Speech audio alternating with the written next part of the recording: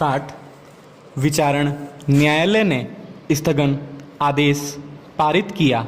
अधीनस्थ अपीलीय न्यायालय ने खातेदार के विरुद्ध जारी होने के कारण स्थगन आदेश को निरस्त किया। राजस्व मंडल ने निर्णय में कहा कि आवंटनशुदा भूमि जो गलत रूप से दूसरे खसरे में अंकित की गई की दुरुस्ती व खातेदारी की घोषणा हुई है। रिकॉर्ड के अनुसार नक्शा सही नहीं है। विचारण न्यायालय का आदेश सही माना गया। पैरा उभय पक्ष द्वारा उपखंड अधिकारी के न्यायालय में लंबित राजस्व वाद के दौरान अप्रार्थीगण द्वारा अस्थायी निषेधाज्ञा का प्रार्थना पत्र प्रस्तुत किया। अस्थायी निषेधाज्ञा आंशिक रूप से स्वीकार की गई तथा पाबंद किया कि वाद के निर्णय तक रहन व व्यय नहीं करे। अप्रार्थी संख्या 1 ने AAA के समक्ष अपील दायर की जो स्वीकार हुई। BOR ने माना कि ता फैसला वाद विक्रय रहन एवं व्यय नहीं करने बाबत जारी अस्थायी निषेधाज्ञा के आलोच्य आदेश में विधि त्रुटि नहीं है। निगरानी बलहीन होने के कारण खारिज की गई। पैरा पक्षकारों के विवादित प्रकरण में परीक्षण न्यायालय द्वारा अस्थायी निषेधाज्ञा के आदेश हुए। अप्रार्थीगण ने असंतुष्ट होकर अपील के साथ स्थगन आवेदन भी किया जिसमें RAA ने स्थगन आदेश अपील के विचाराधीन होते हुए प्रदान किया।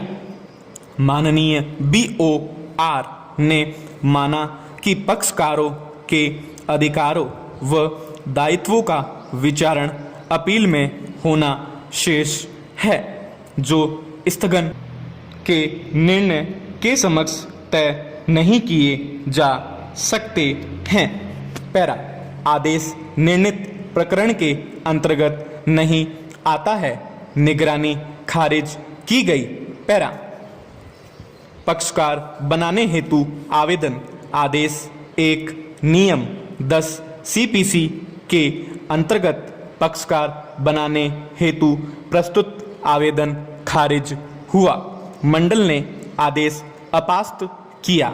उच्च न्यायालय ने कहा कि यदि पक्षकार की उपस्थिति प्रभावी व पूर्ण न्यायिक कार्यवाही हेतु आवश्यक हो तो आवेदन स्वीकार किया जाना चाहिए।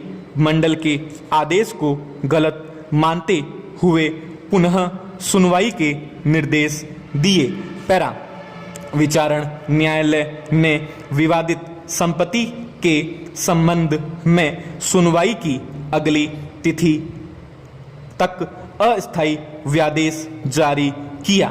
अप्रार्थी द्वारा विचारण न्यायालय के समक्ष उपस्थित हुए बिना इसके विरुद्ध राजस्व अपीलीय प्राधिकारी के समक्ष अपीलीय न्यायालय अपील स्वीकार किया और विचारण न्यायालय का निर्णय अपास्त किया और प्रकरण निर्देश सहित प्रतिप्रेषित किया।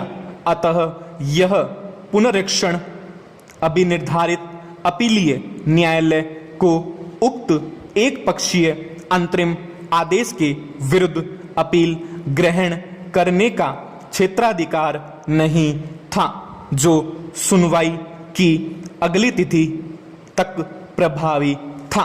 राजस्व अपीलीय प्राधिकारी के समक्ष अपील पोषणीय नहीं थी। अपीलीय प्राधिकारी का आक्षेपित आदेश अपास्त किया। प्रकरण विचारण न्यायालय को निर्देश सहित प्रतिप्रेषित किया। पाई पहरा धारा 42 के उपबंध के अधीन खातेदार आसामी का अपने भूमि क्षेत्र या उसके किसी हिस्से में निहित हित उक्त भूमि क्षेत्र के लगान की बकाया की डिक्री के निष्पादन में बेचा जा सकता है और उक्त हित जब तक कि भूमिधारक द्वारा ही खरीद न लिया जाए खरीदार को उपधारा 3 के अधीन रहते हुए उक्त भूमि क्षेत्र या उसके किसी हिस्से में वही हित प्राप्त होगा तथा उसके संबंधी में उसके वे ही दायित्व होंगे जो उक्त आसामी के थे। पैरा डिक्री का निष्पादन करने वाला न्यायालय उपधारा 1 के अनुसार खातेदार आसामी के भूमि क्षेत्र के केवल किसी हिस्से में निहित उसके हित को बेचने के पहले बोर्ड द्वारा बनाए गए नियमों के अनुसार उस भूमि क्षेत्र के लगान को उक्त हिस्से तथा उसके शेष भाग पर लगान को विभाजित कर देगा। स्टॉप।